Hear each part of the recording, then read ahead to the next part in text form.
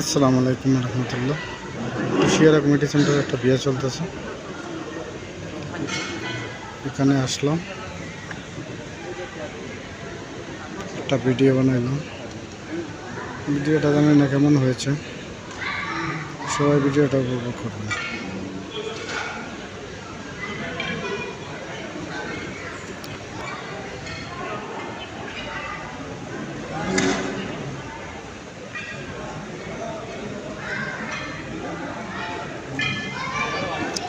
মূল কুশিয়ারা সেন্টারের ভিতর এখনো বরযাত্রী আসে নাই, আসবে ইনশাল্লাহ, টাইম হয়ে গেছে।